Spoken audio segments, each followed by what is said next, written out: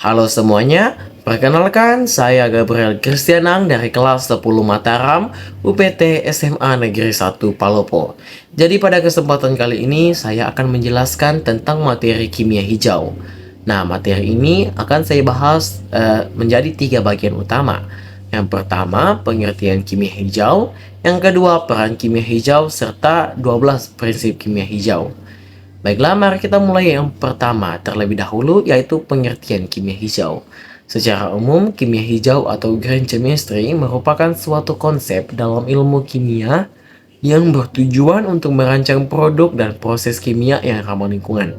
Nah, dari pengertian tersebut kita dapat simpulkan bahwa kimia hijau ini berusaha untuk mengurangi bahkan menghilangkan penggunaan serta pembentukan zat-zat berbahaya yang dapat berdampak buruk bagi kesehatan kita manusia dan kelestarian lingkungan. Contohnya saja, merkuri dari limbah pertambangan emas yang dapat menyebabkan kerusakan pada sistem saraf, otak, ginjal, bahkan dapat menimbulkan cacat pada janin, dan masih banyak zat-zat berbahaya lainnya yang masih tercemar di lingkungan kita. Konsep kimia hijau ini muncul sebagai respons terhadap berbagai permasalahan lingkungan tersebut, seperti pencemaran air, baik udara dan juga tanah, yang sebagian besar disebabkan oleh aktivitas industri kimia manusia.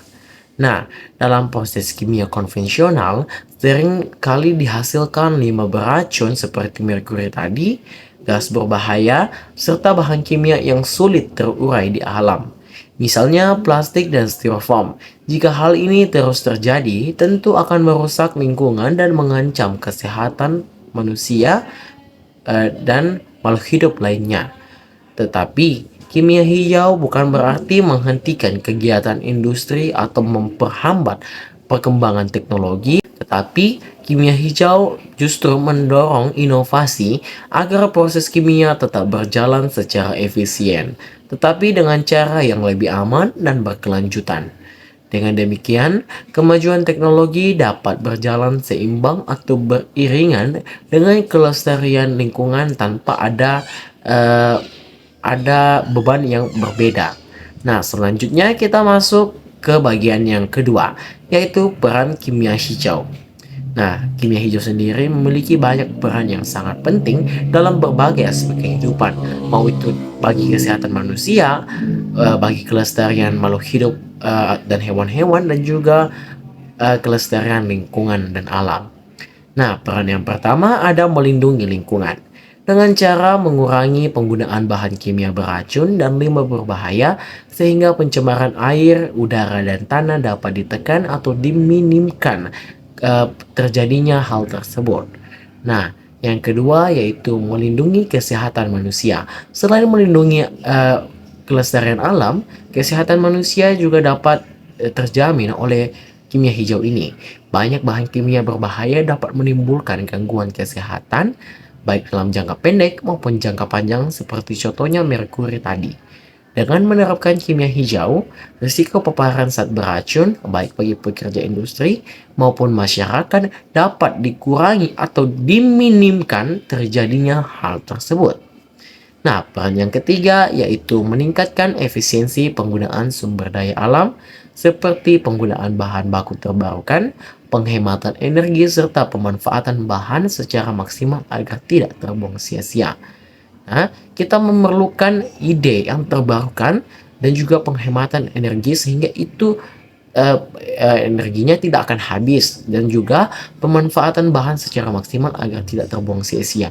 Kita harus menyaring eh, secara maksimal supaya eh, supaya bahannya itu bekerja secara maksimal dan tidak ada limbah yang terbuang dengan sia-sia.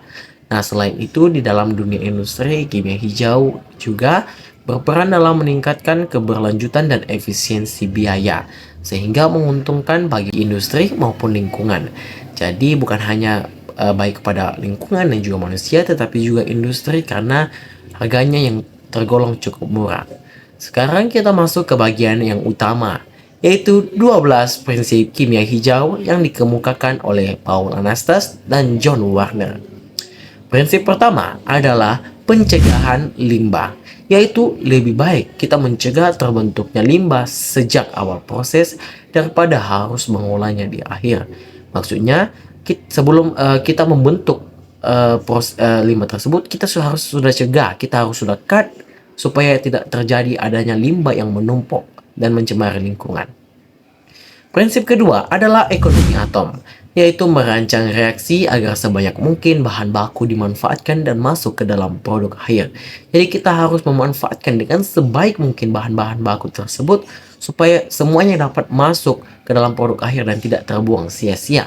Prinsip ketiga adalah mengurangi dampak sintesis berbahaya. Nah, dengan menggunakan kimia hijau ini sehingga dapat menghasilkan zat yang lebih aman bagi manusia dan juga lingkungan. Nah, prinsip yang keempat yaitu mendesain bahan kimia yang aman, tetap efektif, tetapi memiliki tingkat toksisitas yang rendah. Prinsip kelima adalah penggunaan pelarut yang lebih ramah lingkungan, sehingga tidak membahayakan kesehatan dan lingkungan. Nah, dari bahan bakunya saja sudah ramah lingkungan. Bagaimana dengan produk akhirnya? Pasti juga akan ramah lingkungan. Nah, prinsip yang keenam yaitu efisiensi energi. Dengan melakukan proses pada suhu dan tekanan normal agar lebih hemat energi. Jadi kita bukan hanya berfokus untuk menghapus atau menghilangkan zat-zat berbahaya di lingkungan, tetapi juga ini dapat mengurangkan atau mengefisiensikan energi sehingga energi juga kita dapat hemat. Nah, prinsip yang ketujuh adalah penggunaan bahan baku terbarukan. Nah, kita harus berpikir secara kritis. Apa bahan baku terbarukan yang dapat diperbarui secara alami dan lebih berkelanjutan daripada yang tidak berkelanjutan. Seperti contohnya minyak bumi. Prinsip kedelapan yaitu mengurangi langkah tambahan yang tidak perlu karena dapat meningkatkan limbah. Kita perlu meng-cut implementasi yang tidak penting sehingga tidak dapat menimbulkan limbah-limbah yang lainnya. Prinsip kesembilan adalah penggunaan katalis yang membuat reaksi lebih cepat dan menghasilkan limbah lebih sedikit. Kita harus juga berpikir kritis supaya reaksinya lebih cepat dan menghasilkan limbah lebih sedikit dengan cara menggunakan katalis. Prinsip ke-10 adalah mendesain produk yang mudah terurai sehingga tidak mencemari lingkungan setelah digunakan. Kita juga harus berpikir bahwa produk ini tidak akan mencemari lingkungan setelah digunakan, jadi dapat terurai secara alami. Prinsip ke-11 yaitu pemantauan proses secara langsung agar pembentukan zat berbahaya dapat dicegah sejak dini.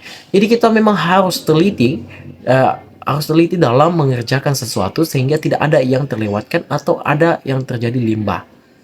Dan prinsip ke-12 adalah pencegah potensi kecelakaan dengan merancang proses yang lebih aman untuk meminimalkan risiko kebakaran, ledakan, dan kebocoran bahan kimia.